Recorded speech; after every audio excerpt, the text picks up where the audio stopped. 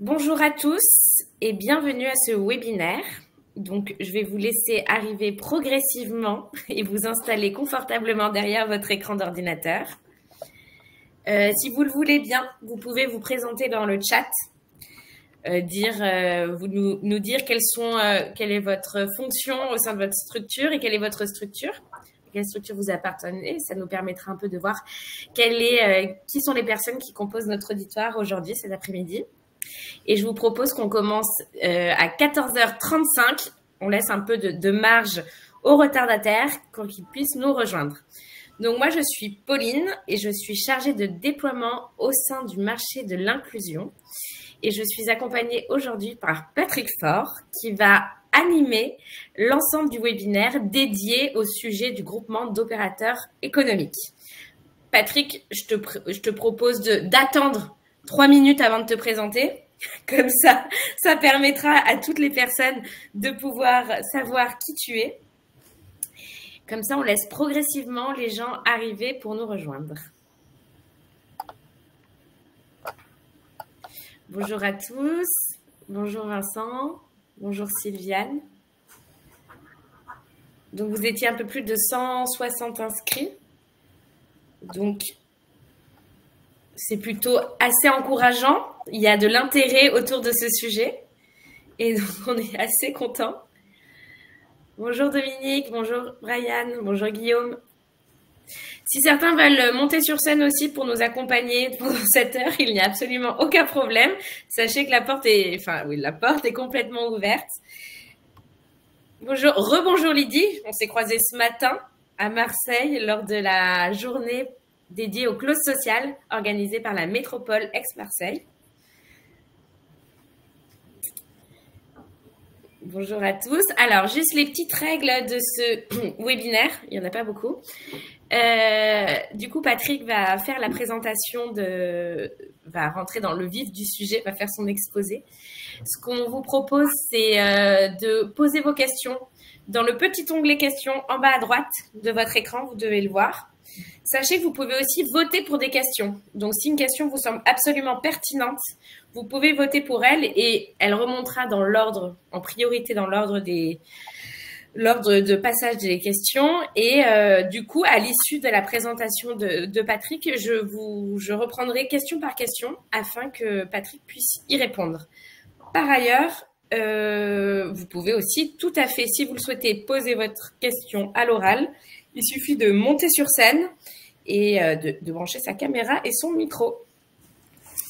Voilà, ça continue d'arriver. On a des structures d'insertion, on a des entreprises adaptées. Bonjour à tous qui viennent d'un peu partout, du Mans, du 77. Alors, sachez que la présentation vous sera envoyée par mail. Et puis, par ailleurs, il y a aussi un enregistrement que vous pourrez revisionner le webinaire directement à partir d'un lien YouTube que je vous adresserai. Plus qu'une minute avant que les derniers retardataires n'arrivent et que je puisse donner la parole à Patrick pour que vous puissiez qu'il puisse se présenter et débuter directement la présentation. Hop.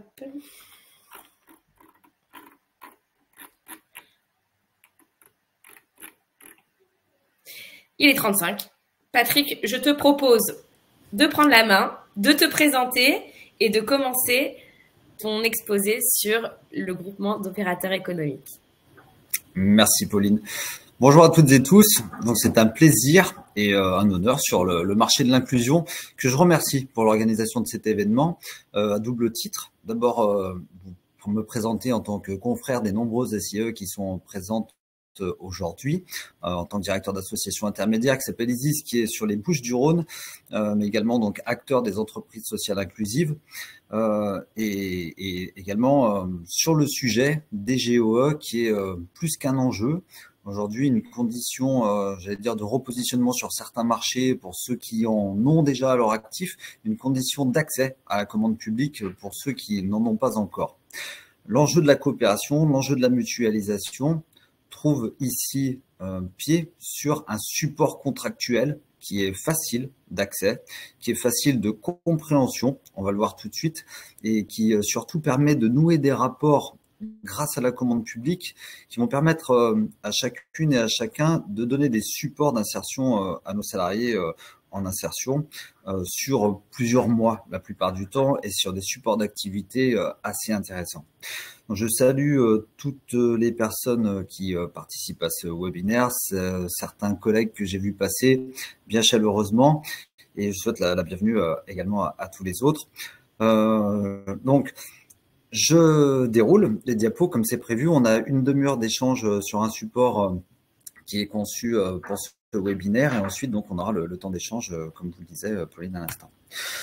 Donc le GEO, qu'est-ce que c'est? C'est ce fameux groupement momentané d'entreprises, sauf que depuis l'avènement du code de 2019, le code de la commande publique, évidemment, vous l'aurez compris, on parle de groupement d'opérateurs économiques.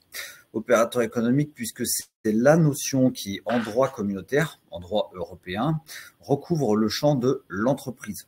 Que vous soyez une société commerciale à vocation purement lucrative, que vous soyez une association à but non lucratif, une SIC, une SCOP, une EA, une EATT, une AI ou un chantier d'insertion porté par une collectivité territoriale, tous, je dis bien tous, nous sommes tous des opérateurs économiques au sens du droit européen. Et ces opérateurs économiques, ils ont la chance de pouvoir se grouper. Donc, c'est une liberté d'association, une liberté de constitution de sociétariat, si vous voulez, qui vaut pour l'exécution d'un marché. C'est la chance aussi pour les acheteurs publics et privés qui peuvent passer par le marché de l'inclusion, d'avoir en face de leurs besoins des constitutions d'offres, de candidatures qui soient portés par des candidats pluriels. Je veux dire par là que un groupement, c'est l'association de plusieurs entreprises pour répondre à un marché, c'est l'association de plusieurs offres de services, de plusieurs territoires, de plusieurs conventionnements. On va pouvoir additionner toutes les forces de chaque membre du groupement pour satisfaire les besoins d'un acheteur. Donc à la fois pour les donneurs d'ordre, publics et privés, à la fois pour les entreprises et notamment les employeurs socio-inclusifs, le GOE est un outil contractuel qui va faciliter l'exécution des marchés. Donc, un peu de vocabulaire tout d'abord. Je ne veux pas être lourd avec ça puisque c'est du juridique, mais on n'a pas le choix. Donc, les co-traitances ou les joint ventures sont la même chose.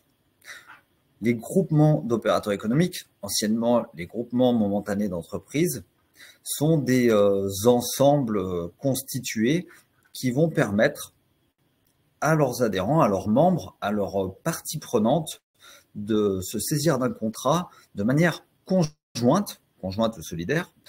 C'est en cela qu'on parle de co-traitance. Et le terme anglo-saxon qui recouvre toutes ces notions, c'est la joint venture. Donc, on a d'abord un outil, des outils pour répondre à une nécessité ou un projet stratégique. Je veux dire par là que la co-traitance, comme la sous-traitance, on l'abordera rapidement aussi, c'est un moyen de se saisir d'un marché, de se saisir d'une commande d'un client qu'on ne pourrait pas prendre tout seul. La plupart du temps, quand on se positionne en GOE sur un marché, c'est par nécessité. C'est parce que le conventionnement de la structure ne permet pas, par sa réglementation, d'accéder aux exigences du cahier des charges. C'est parce que le conventionnement de la structure, par son territoire, ne permet pas de s'étendre sur la totalité du besoin qui est exprimé par l'acheteur.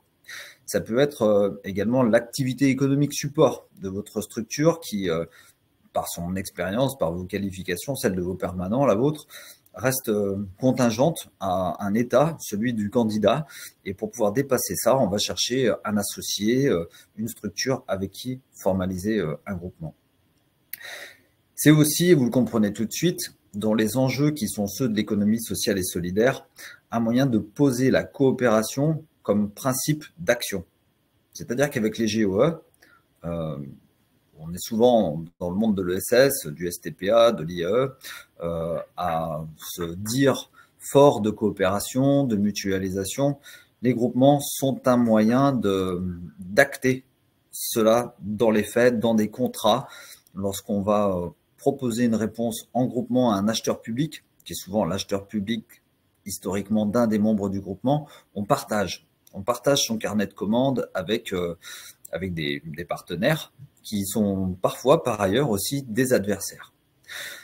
Donc il y a un enjeu stratégique de contractualisation de ces objectifs de mutualisation, de coopération qui vont au-delà des enjeux de l'acheteur. Et c'est en ça que le GOE, c'est aussi un défi, puisque ça transpose effectivement des principes coopératifs et solidaires dans son activité économique, mais au-delà, ça permet de sauter par-dessus l'entente illicite entre opérateurs économiques. On a quelques jurisprudences maintenant qui viennent impacter des structures de l'IE qui nous font entendre que s'entendre sur les prix, s'entendre sur des conditions commerciales pour faire baisser le niveau de concurrence auquel pourra avoir accès un acheteur dans des conditions normales de marché, c'est illicite, ce sont des délits sanctionnés par le droit de la concurrence. Le GOE permet justement de faire écran à tout ça. On peut dans un GOE s'adresser à ses concurrents pour former un contrat d'association en vue de répondre complètement en toute légalité à un appel d'offres, notamment de marché public. Le GOE, d'un point de vue pratique, ça commence par une convention. Et j'insiste vraiment là-dessus. La convention, c'est ce qui permet de tracer sur le papier, donc d'écrire la volonté des parties, l'accord de volonté des parties. Et quand je parle de parties, ici, je ne parle pas de l'acheteur, je parle des membres du groupement. On commence par le principe de bonne foi. Voilà, l'accord de volonté des parties, il est posé dès l'article 1 de la convention que vous allez bâtir entre vous, avant même de monter votre candidature, avant même de monter votre offre.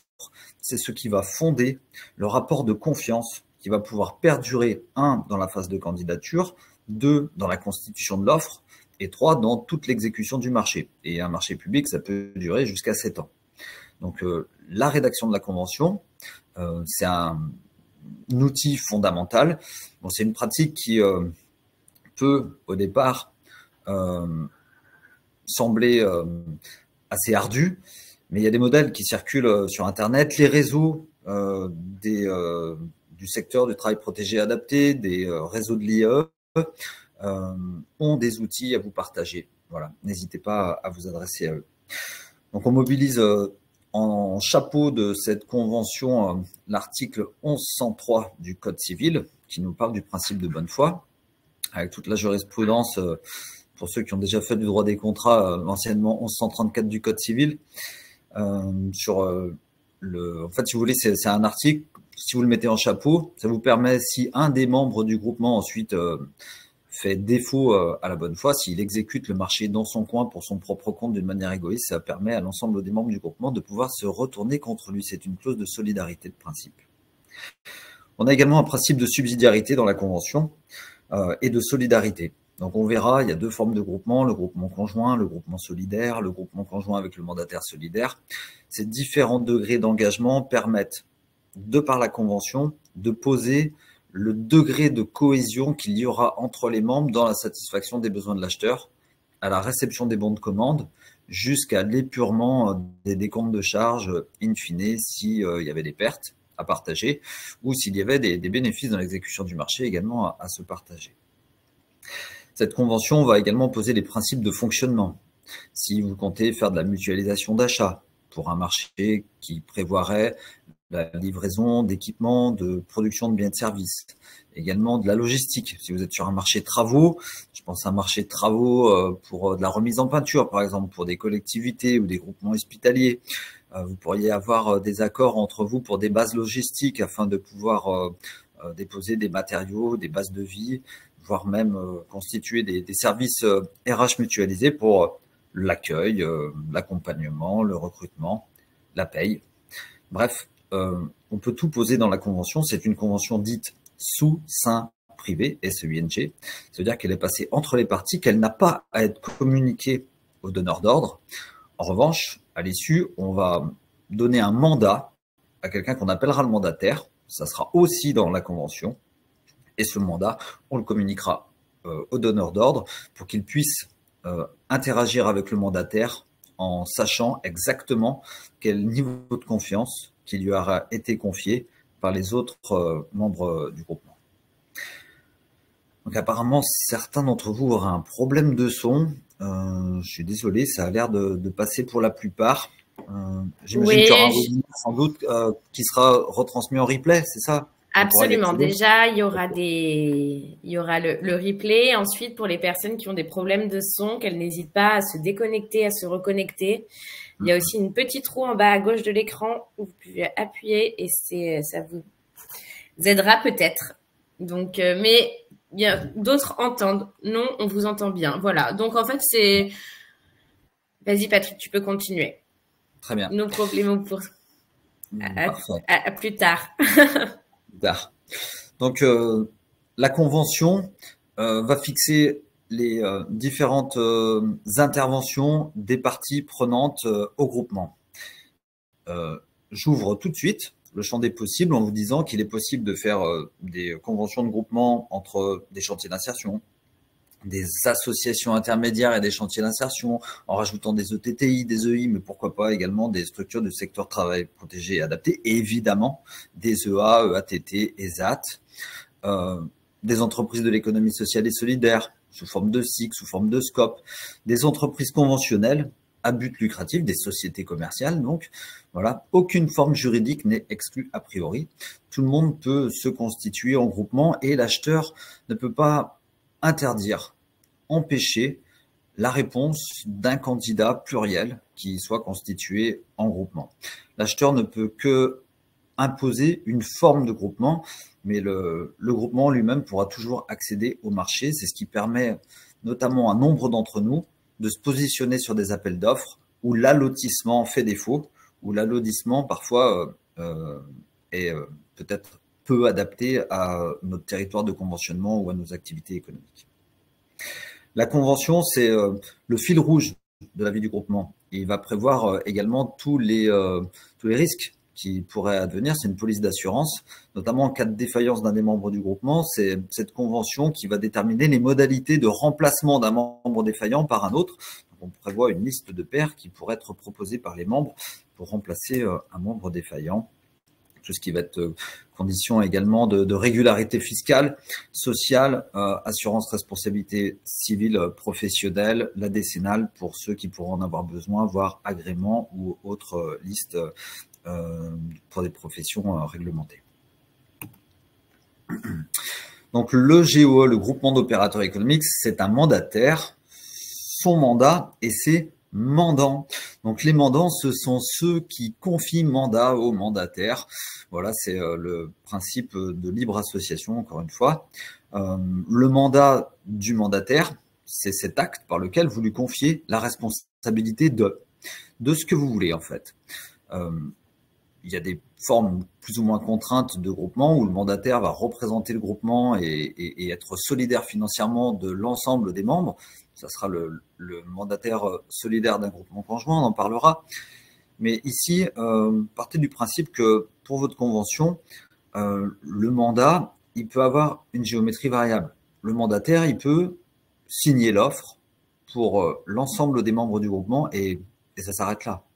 Il peut signer l'offre après l'avoir déposée évidemment, et ensuite coordonner, suivre, représenter l'ensemble des membres du groupement, assurer une facturation coordonnée et la répartition des paiements pour l'ensemble des membres du groupement, représenter le groupement devant ses fournisseurs, représenter le groupement devant la banque, puisque vous pouvez, une fois que vous êtes attributaire d'un marché en groupement, ouvrir un compte dans un établissement bancaire au nom de ce groupement, sans que celui-ci, et c'est assez exceptionnel, n'ait la personnalité juridique.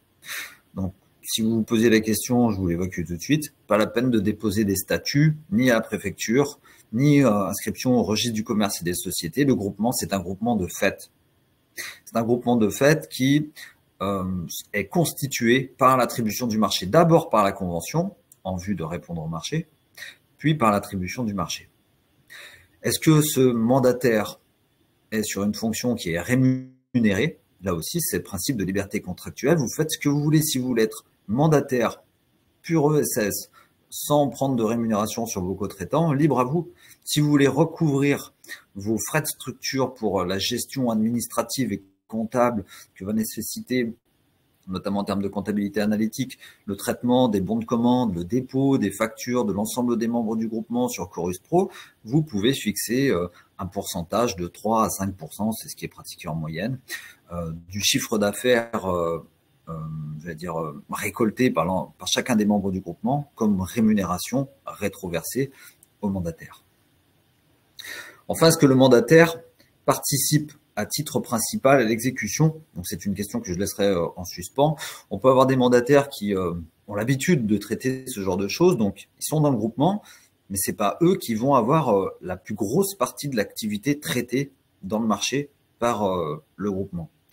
La plupart du temps, évidemment, c'est le mandataire qui va brasser le plus d'affaires dans l'exécution du marché, et c'est pour ça qu'il est positionné comme mandataire.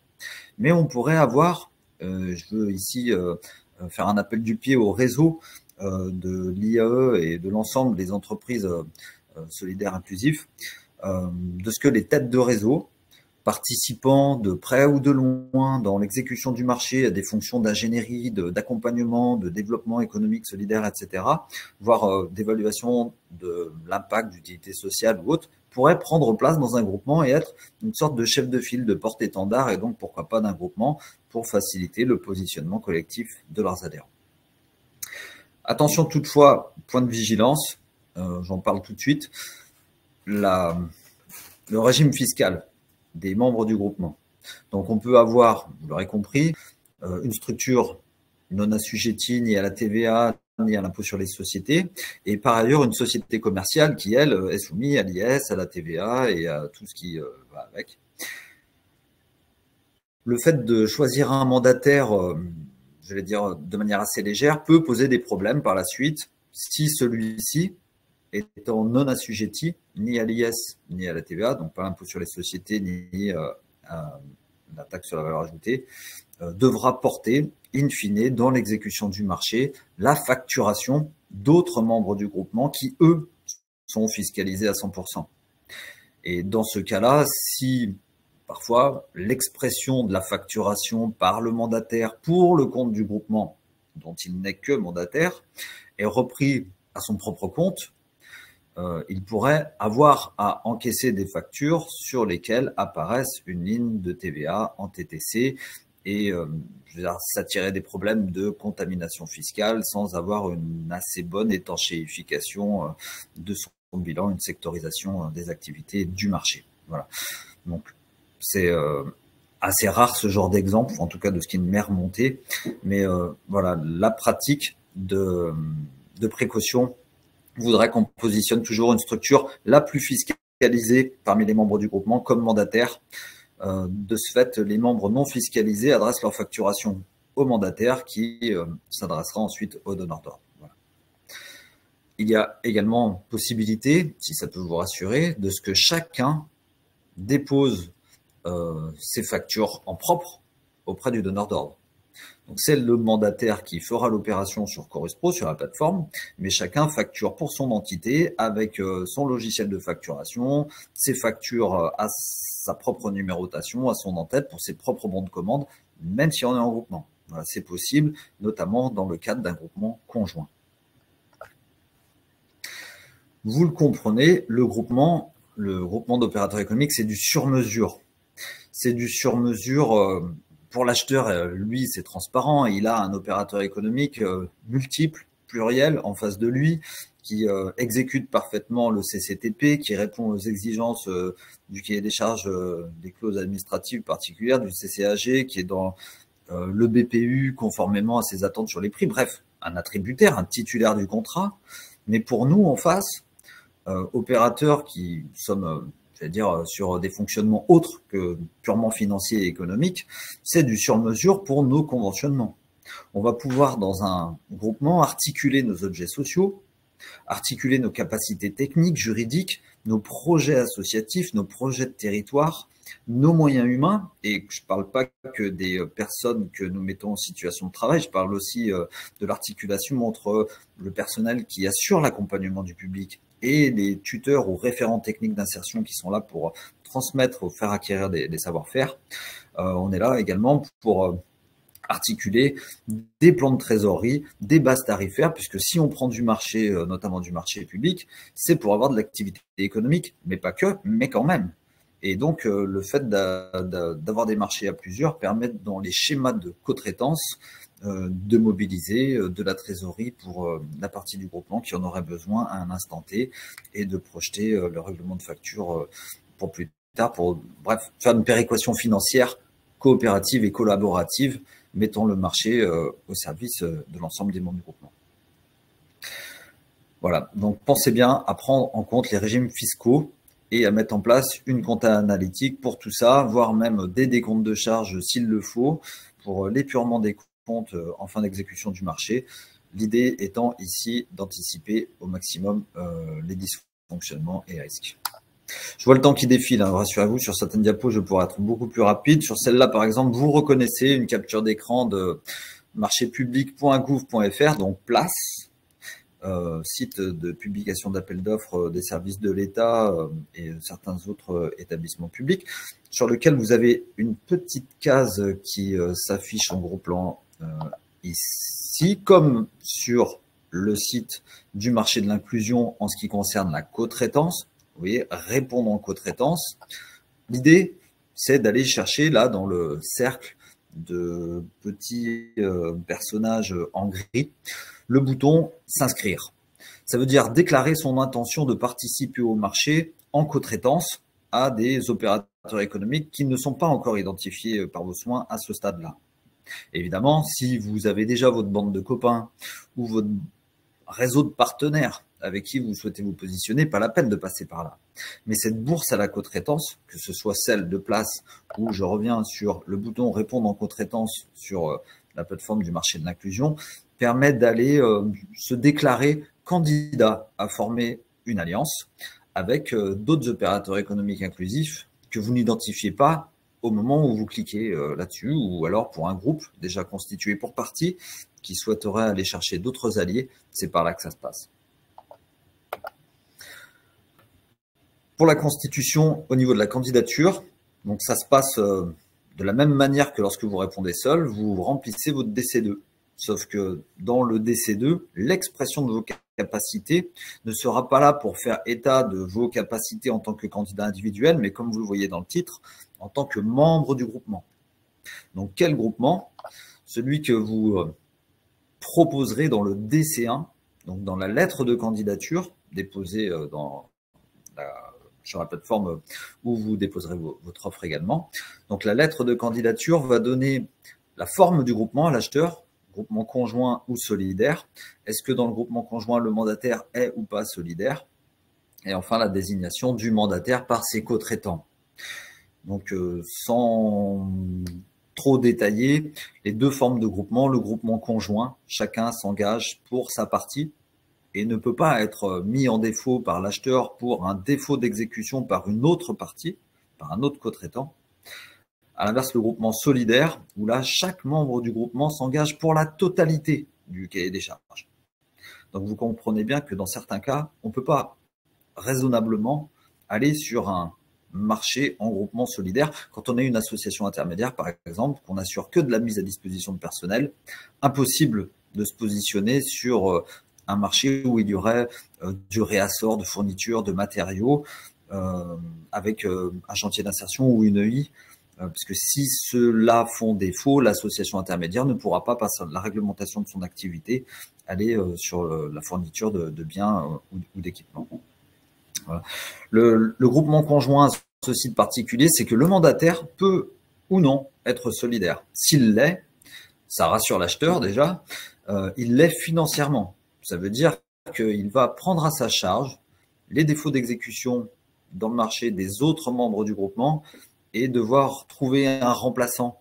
On modifiera l'acte unique, c'est-à-dire on modifiera l'acte d'engagement accepté par l'acheteur, signé par l'acheteur et le groupement, pour faire rentrer un nouveau membre du groupement, si besoin est, dans l'exécution du marché. Voilà, il n'y a rien d'insurmontable en termes de défaut d'exécution. C'est un cas de figure qui arrive tous les jours, un peu partout sur les territoires. Donc, rassurez-vous, les acheteurs ont l'habitude Les conventions sont là pour ça et la vie économique des entreprises, évidemment, ce n'est pas un long fleuve tranquille et celle de nos entreprises non plus, c'est normal. Ça fait partie des risques dans l'exécution des marchés. On peut, en tant que groupement, sous-traiter de l'activité à une entreprise, à plusieurs entreprises, que ce soit des SIE, des entreprises du secteur travail protégé et adapté ou pas. Et on peut soi-même, en tant que ESI, être sous-traitant d'un groupement. Bref, tous les cas de figure sont possibles. Ça fera certainement l'objet d'un futur webinaire du marché de l'inclusion. La sous-traitance, tout aussi intéressant que la position de fournisseur. Voilà. J'en termine pour vous dire que le groupement, c'est le co-contractant de l'administration, donneur d'ordre du marché. Donc, c'est lui qui est titulaire du marché, titulaire à plusieurs. Tout ça est régi par la convention. Donc, l'identification du fournisseur, ici, vous avez un exemple d'acte d'engagement pour des travaux de curage et de démolition. Donc, le fournisseur, ici, la raison sociale, on va lui donner un intitulé ad hoc, c'est-à-dire groupement, je sais pas, ISIS, entreprise Caballero, tout ce qui peut s'en suivre derrière comme membre du groupement. Peu importe, puisqu'il n'y a pas de statut à déposer, à faire enregistrer nulle part, pas non plus de nombre limite d'entreprises au groupement, le tout étant de garder la confiance de l'acheteur. Si votre groupement est mal équilibré, qu'il paraît dysfonctionnant par le manque de cohésion entre les offres, les candidatures de ses membres, il ne donnera pas confiance à l'acheteur et du coup, vous ne serez pas attributaire du marché. On identifie chaque membre du groupement ensuite dans les pages de l'acte d'engagement qui sont pré-rédigées pour ça. Vous voyez ici, raison sociale 1, raison sociale 2, 3, 4, pour chacun des membres du groupement, de la même manière que c'est prévu dans le DC1 pour la phase de candidature. Le plus dur étant de définir des prix qui embarquent contractuellement et commercialement l'ensemble des parties prenantes. Donc, le plus dur n'est pas de monter un groupement, de formaliser une convention. Le plus dur est d'arriver à rédiger un mémoire technique à 4 mains, à 6 mains, 8 mains, etc. et à proposer des prix qui vont satisfaire chacune des parties prenantes, mais surtout l'acheteur, puisque après avoir surmonté toutes ces aventures de constituer un groupement et d'arriver à déposer votre offre, il faudra encore être déclaré attributaire, mais ça, c'est une autre affaire. Voilà, donc tout est prévu normalement en termes, j'allais dire, de procédure de passation du marché. Tout est exprimé dans le règlement de la consultation, dans le CCAP. Vous avez vu que l'acte d'engagement, comme parfois le cadre de mémoire technique, ont trait à cette spécificité de réponse à plusieurs en groupement.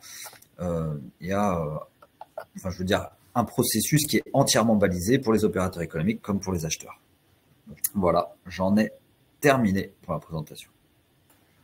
Eh bien, merci beaucoup, Patrick. C'était intense, très intéressant, complet. C'est vrai que c'est un sujet qui est assez technique. Donc, ce que je propose, c'est que de toute façon, le support de présentation vous sera renvoyé par mail avec aussi l'enregistrement de cette présentation. Comme ça, vous pourrez, si vous le souhaitez, le re-regarder. Pour ma part, c'est ce que je vais faire. Comme ça, je vais pouvoir comprendre un peu mieux tous les tenants et les aboutissants de cette formation. Ce que je te propose, Patrick, c'est de poser les questions, si tu as l'énergie pour. Première question, pardon. Quid d'un groupement qui voudrait répondre à un marché réservé alors que tous les membres ne sont pas du secteur protégé? Alors, effectivement, les marchés réservés nécessitent d'avoir en face des attributaires qui, s'ils sont positionnés en groupement, sont tous conventionnés sur le secteur protégé ou sur l'IAE ou le SS ou etc. Voilà. Les principes d'équivalence qui sont libellés dans le code à ces articles-là, structure ou équivalent, vous voyez de quoi je parle. À mon sens, c'est assez mal formulé en droit français. C'est plus pour des structures équivalentes qui relèvent d'autres États d'une membre de l'Union européenne qui n'auraient pas un conventionnement EA, EATT, ESAT ou IAE. Donc, il faut que l'ensemble des membres du groupement soient conventionnés pour pouvoir répondre à un marché réservé. Même en cas de sous-traitance, c'est pareil.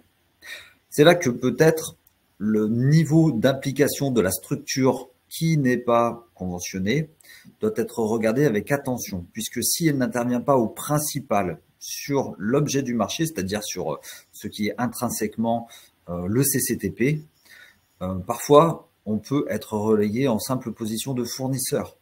On sort de la lumière, on sort du contrat public, on sort du groupement donc, et tout peut bien se passer aussi de cette manière-là. Voilà. Mais tout dépend encore une fois de la capacité des membres restants à exécuter le CCTP par eux-mêmes. Ok, merci Patrick, c'est très clair. Deuxième question de Nouria. Le groupement doit se faire pour chaque appel d'offres ou il peut se faire pour une durée de temps? Alors, votre groupement, si vous avez une volonté de coopérer entre vous, peut être constitué par une convention type que vous dupliquerez à chaque fois que vous vous repositionnerez sur un appel d'offres. Mais à chaque marché, un groupement. C'est-à-dire que il faudra dupliquer la convention en vue de répondre au marché de, je sais pas moi, d'entretien des espaces verts, de la collectivité, etc. Notamment pour échapper à la qualification d'entente illicite. Vous voyez, se mettre d'accord avec des concurrents, puisque en dehors d'un groupement, on est quand même concurrent, même si on est partenaire, voire allié. Se mettre d'accord sur des prix, se mettre d'accord sur des offres, ça peut, dans certains cas, constituer une entente illicite. Et voilà, l'idée, c'est de ne pas apparaître comme tel et de constituer une convention et une réponse groupée sur chaque appel d'offres. Ok, super. Je continue. Florian nous demande comment trouver les membres du futur groupement. Pardon. Alors, il y a une parenthèse. Par exemple, un réseau qui se connaît avant, liste d'entreprises intéressées communiquées par les acheteurs publics, etc. Y a-t-il voilà, un petit conseil que tu pourrais donner à Florian pour l'orienter? Donc Pauline, je sais que tu as, toi, un conseil à donner avec le bouton répondant co-traitance sur la page qui convient du marché de l'inclusion, évidemment, pour faire des rencontres. Mais faire des rencontres dans ce laps de temps qui est celui vraiment chronométré de la réponse à un appel d'offres de marché public, donc ça dépend. Si on est sur un sourcing acheteur qui, là aussi, prend son temps pour identifier des entreprises inclusives en vue de constituer un marché plus tard, pourquoi pas. Si on est sur un appel d'offres déjà publié en ligne, qu'on a téléchargé, là, il faut se dépêcher. Et le critère primordial de toute constitution, mais surtout de toute bonne vie d'exécution d'un marché en groupement de bonne foi, c'est la confiance. La confiance qu'aura l'acheteur dans le groupement, mais aussi la confiance entre opérateurs membres du groupement. Donc évidemment un réseau, mais un réseau qui peut s'élargir au-delà de nos connaissances réciproques, c'est-à-dire que les réseaux qui sont ceux des entreprises de l'ESS, de l'IE, du STPA, sont là pour ça, pour nous faire nous rencontrer et nouer ces alliances en réponse à des marchés. Donc le mieux, quand même, Patrick, si je résume, c'est d'anticiper, de se rapprocher d'un réseau, même si un marché n'est pas encore publié, dans l'idée de, à terme, pouvoir constituer un groupement. Carrément. Ce que je dis souvent à mes alliés ou partenaires, voire parfois adversaires ou concurrents, c'est que ce n'est pas le jour où le marché sort qu'il faut se rappeler qu'on a des copains. Donc, de temps en temps, une rencontre, une réunion où on anticipe nos capacités d'exécution, de positionnement sur des appels d'offres, histoire de savoir qui peut prendre quoi en charge, ne serait-ce que pour répondre, puisqu'il va falloir se coller à la rédaction du mémoire technique, au calcul des prix, à la constitution du DC1, etc. Et dans l'exécution du marché, savoir qui peut faire quoi en termes de cahier des charges, quelle que soit l'activité ou le territoire concerné. C'est un peu délicat de pouvoir anticiper quelque chose dont on n'a absolument aucune idée. La taille de ce futur marché, le secteur, combien d'acteurs, donc c'est du réseautage. C'est du réseautage et au plus les acheteurs respectent les principes de publication de leurs données essentielles sur leur profil acheteur. Au plus, avec un travail d'analyse de marché, on peut aller regarder le type d'appel d'offres qui a été passé il y a 3 ans, il y a 4 ans, qui va être remis en concurrence, essayer d'aller chercher via le BOMP l'avis d'attribution, voire essayer d'obtenir le CCTP des versions précédentes pour anticiper ce que sera l'expression du besoin acheteur dans 3 mois, dans 4 mois.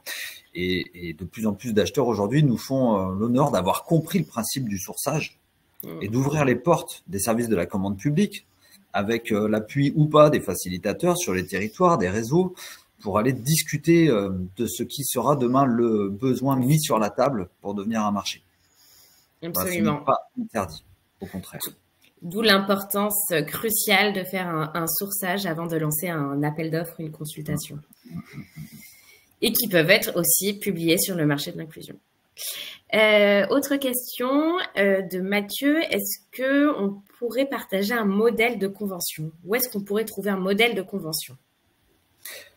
Sur Google, si vous cherchez convention GME, convention GOE, alors pas en première page, hein, vous aurez des modèles payants, mais si vous allez chercher du côté des pages 12, 13, etc., ou sur d'autres moteurs de recherche, je ne fais pas forcément de la pub pour Google, vous allez tomber sur des exemples de la Fédération des entreprises du bâtiment ou d'autres choses qui ont un peu vécu, mais qui restent dans leur structure, dans le libellé des articles, vraiment très efficaces.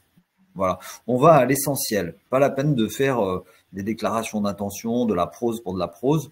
On va chercher de l'efficacité contractuelle et de l'anticipation d'engagement en responsabilité.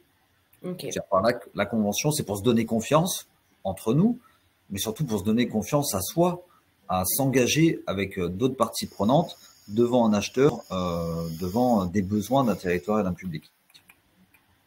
Très bien. Je vais essayer de mon côté d'aller chercher un modèle pour pouvoir vous l'envoyer également, peut-être.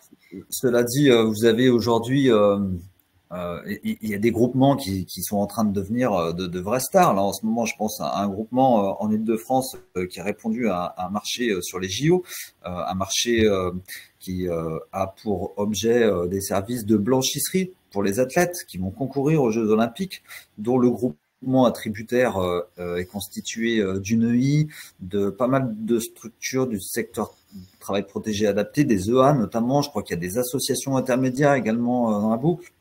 Il y a le RESA, donc un réseau des établissements hospitaliers d'Île-de-France qui a donné sa confiance à plusieurs structures de l'IE et du handicap.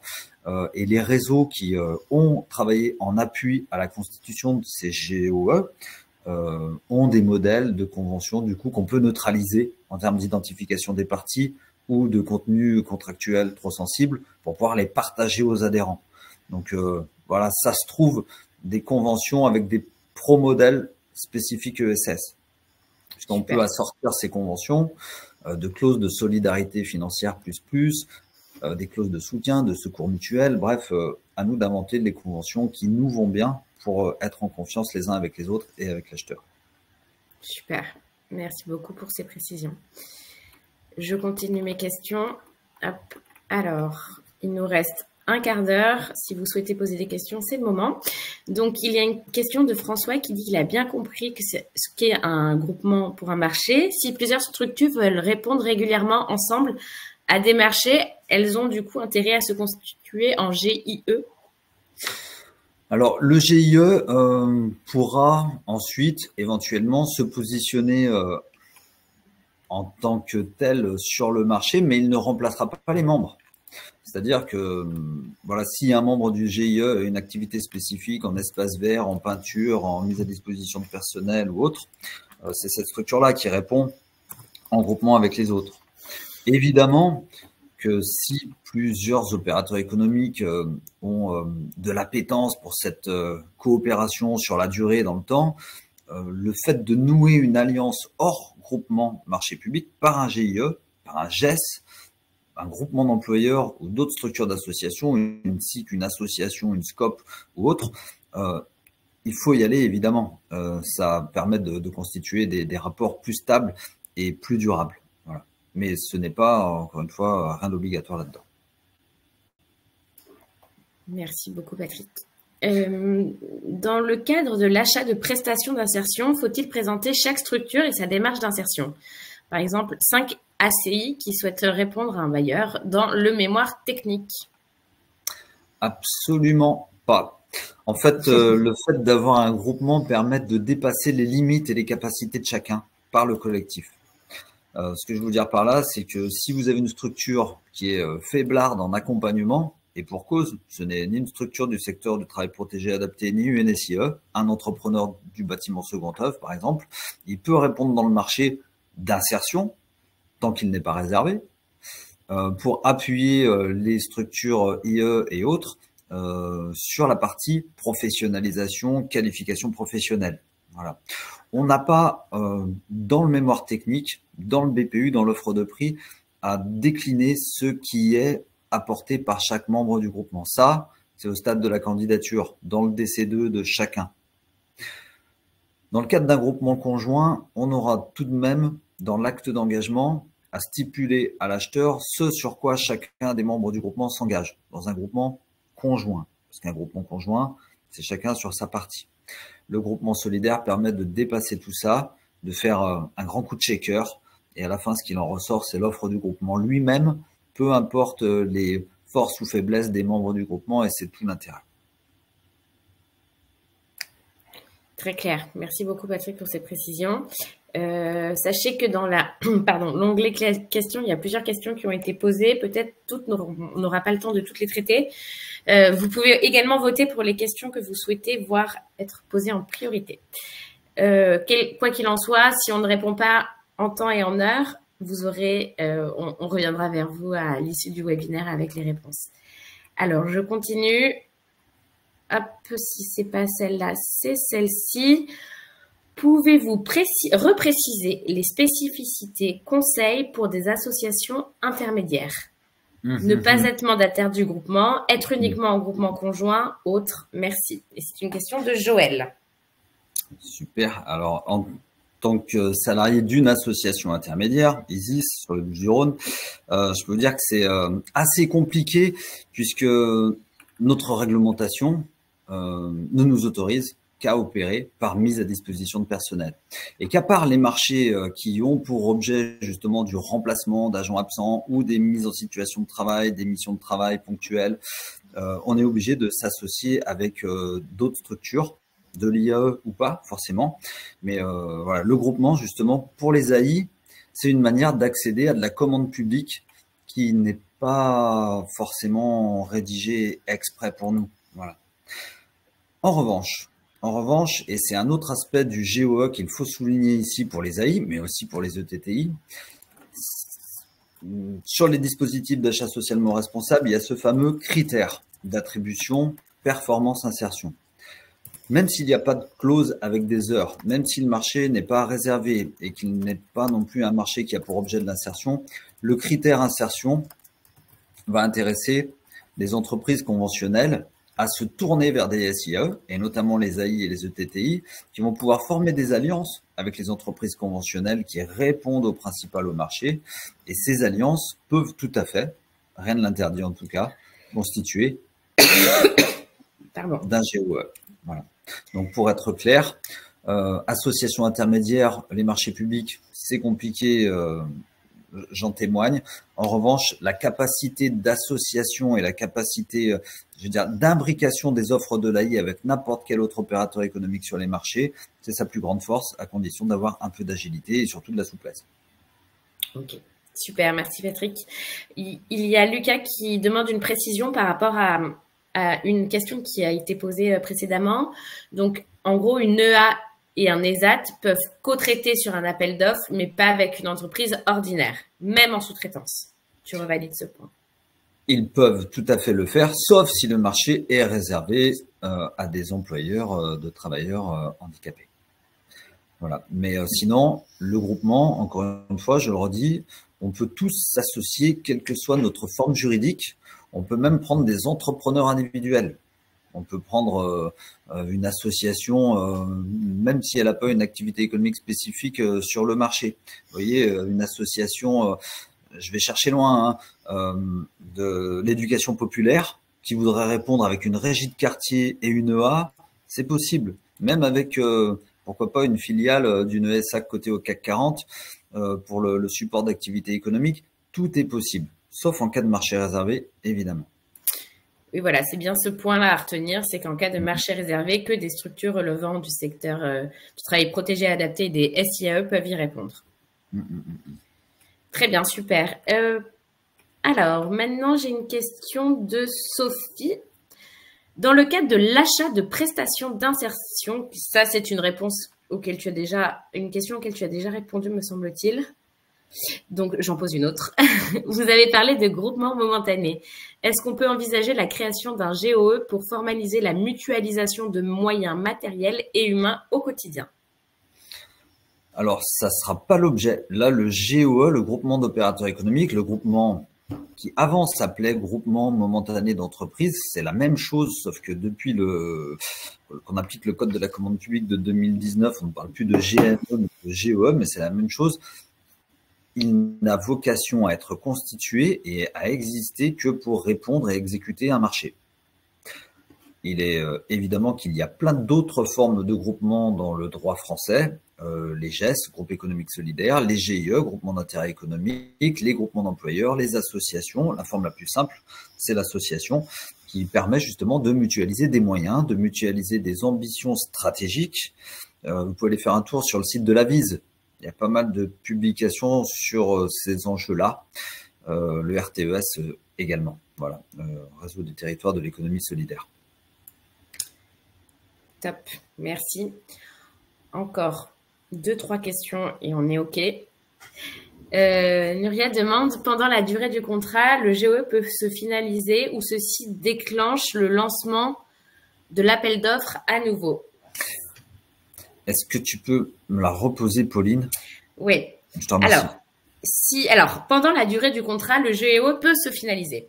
Est-ce que cela déclenche le lancement de l'appel d'offres à nouveau? En gros, si pendant la durée du marché, l'exécution du marché, le GOE se clôture pour X ou Y raison, quid du marché qui est en cours d'exécution? Ah ouais, ok. Alors, il est tout à fait possible que le titulaire du marché, c'est-à-dire le GOE, se transforme dans le temps. Ça arrive tous les jours qu'une entreprise titulaire du marché soit rachetée pour partie, vendue pour partie à un autre opérateur économique. Là, en l'occurrence, si le titulaire du marché est un GOE et qu'il éclate, il y a un mandataire. C'est le mandataire qui devra apporter une solution à l'acheteur. En l'occurrence, c'est le point le plus critique à stipuler dans votre convention, c'est quoi faire en cas de défaut d'exécution. Les marchés publics sont des contrats spécifiques, en ceci, surtout, c'est qu'ils revêtent des prérogatives de puissance publique. Ça veut dire quoi? Ça veut dire que si vous n'exécutez pas le marché, l'acheteur va pouvoir se retourner vers un opérateur qu'il va trouver sur catalogue, l'embaucher à votre place et vous envoyer la facture. Et si en cas de groupement, tout vole en éclats, à la fin, s'il doit en rester qu'un, c'est le mandataire. Donc attention à former des groupements en confiance, des groupements durables, des groupements bien bâtis, bien équilibrés. Et si le mandataire, s'engage, il doit le faire en connaissance de cause. Voilà. Très bien. Super. Alors, il y a Cassandra qui soumet l'idée d'un webinaire sur les bonnes pratiques du sourçage qui pourrait être intéressant. Tout à fait, absolument. Ça pourrait être organisé par le marché de l'inclusion. Et Cassandra qui fait un retour également sur la bouton co-traitance du marché de l'inclusion qui ne garantit pas que d'autres entreprises vont se manifester pour de la co-traitance. Ainsi, il n'est pas assuré que nous puissions répondre au marché. Alors, côté marché de l'inclusion, moi, ce que je peux répondre, c'est qu'effectivement, nous, on a mis cette possibilité de répondre en co-traitance. L'information va être transmise directement à l'acheteur s'il souhaite du coup mettre en relation les différentes structures qui se sont positionnées sur la co-traitance libre à lui. En revanche, vous n'aurez pas accès malheureusement au reste des structures qui se sont dit être intéressées.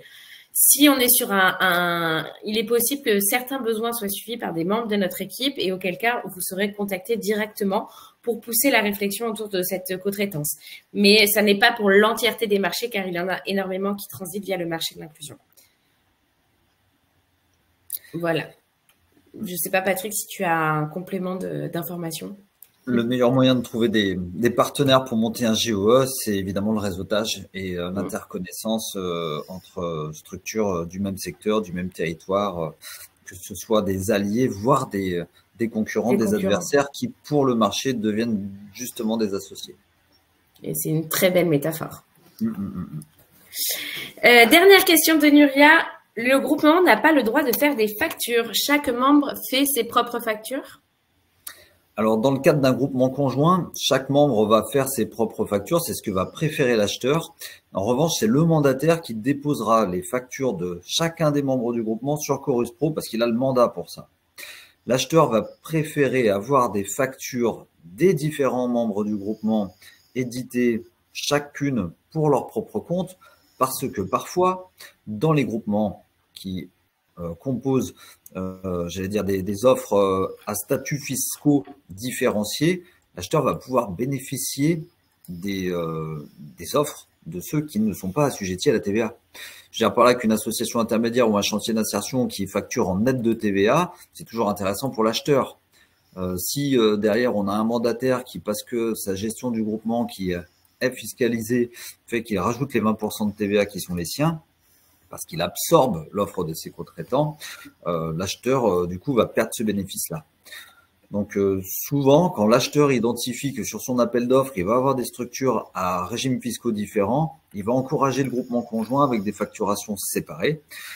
Mais dans la plupart des cas, pour les groupements solidaires en tout cas, la facturation est portée par le mandataire et c'est lui qui facture l'ensemble des prestations de tous les membres du groupement qui lui font remonter leur propre facturation. Super, très clair pour cette dernière question et cette dernière réponse que tu as apportée. Donc, merci beaucoup Patrick pour ton temps, pour tes connaissances, ton partage de connaissances. C'était très instructif et je pense absolument nécessaire aujourd'hui pour les structures inclusives de pouvoir se mettre en consortium et pouvoir répondre à ces marchés qui sont parfois un peu gros. Est-ce que tu veux rajouter le dernier mot de la fin? N'hésitez pas, je fais pas de la publicité, mais la promotion quand même de l'association intermédiaire qui est toujours, j'allais dire, prompte à tisser des liens avec d'autres opérateurs économiques, qui eux ou pas. Voilà, sur les Bouches-du-Rhône, à l'ouest, vous trouvez Isis, on est toujours ouvert au dialogue. Et je crois avoir compris, ce matin, on était sur des échanges avec des représentants du réseau des facilitateurs, que la direction des achats de l'État allait bientôt publier le SPASER de la direction des achats de l'État pour le service ministériel. Si quelqu'un nous entend sur ce biais-là, voilà, une proposition de trame, de groupement pour des opérateurs inclusifs à greffer en annexe, ce serait super, eu égard à la question qui a été posée tout à l'heure. Voilà, très bonne idée. Merci pour ces précisions, Patrick. À tous, je vous souhaite une très bonne après-midi. Je vous remets mon adresse mail au cas où vous auriez des questions complémentaires ou des demandes particulières. Sachez que je suis votre référente au sein du marché de l'inclusion. Et je vous souhaite à tous un très bel été. À bientôt. Au revoir.